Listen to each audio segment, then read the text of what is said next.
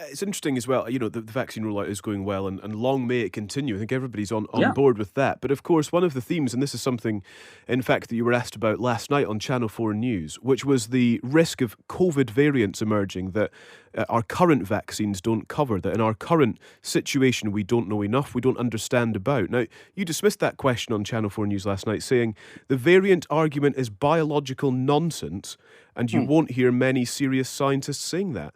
I'm just wondering mm. if you want to reconsider those comments, No, which, I don't. No, I don't. okay, What two different reasons really.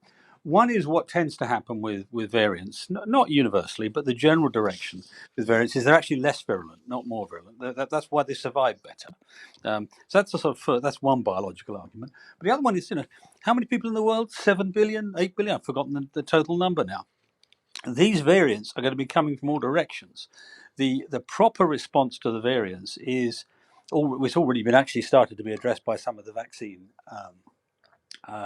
manufacturers, because some of them have said they can generate a new vaccine in 6 weeks.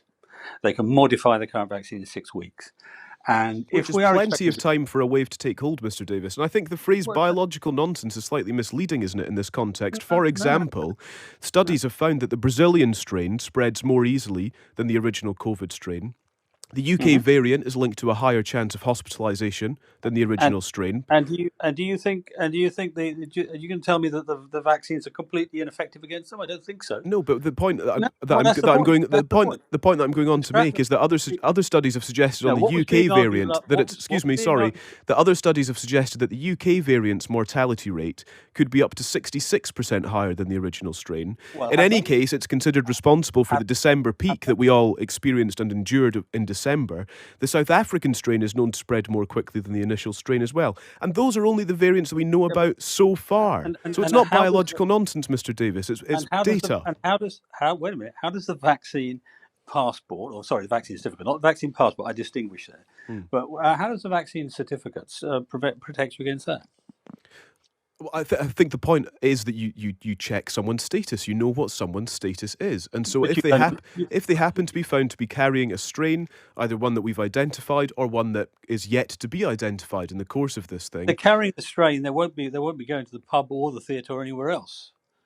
I mean, if they can, if but that's not what it's giving you. It's giving you the vaccination status, or possibly whether they've had the illness, nothing else.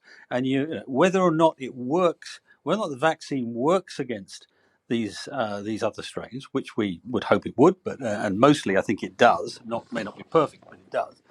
Um, the vaccine passport doesn't help you with that. It mm, doesn't answer that. It's still answering a different question.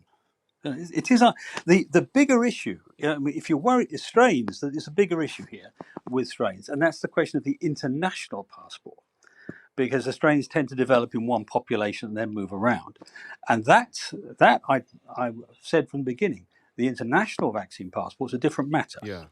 That's a different matter, and that does give you a degree of control of the strain development. But the vaccine certificate doesn't help you at all. You also said, as part of your answer on the telly last night, that you wouldn't hear many serious scientists commenting in that sort of way around passports and strains. But it didn't take me long to find quotes from Professor Chris Whitty, Chief Medical Officer for England, who And said you'll it find could. one the other way. Who said it And you'll could find take one up the to other way. 2 years for the world to build up a bank of vaccines and technologies capable of rapidly dealing with COVID-19 variants and outbreaks. Sir Patrick Vallance as well suggesting we're going to need Well, boosters to well, handle all of these things. I don't well, understand. wait a minute. Are these not serious enough scientists for you, Well, wait Mr. a minute. They're Davis? answering a different question, and actually, they're wrong. I mean, so Whitty, in any sense, I didn't hear what Valence said, but Whitty on that said that it would take time to build up these things. Pfizer themselves said it takes 6 weeks. Pfizer, the Mm. actual manufacturer of the vaccine, said it would take 6 weeks to create a modified vaccine to deal with a different strain. I don't know what the AstraZeneca one said, but they said they will be ready. I don't know what their timetable is, but they said they will be ready for the new strains in September. So those are the factual statements of the vaccine producers. Those are the ones who I would trust on this, the people who are actually making the stuff.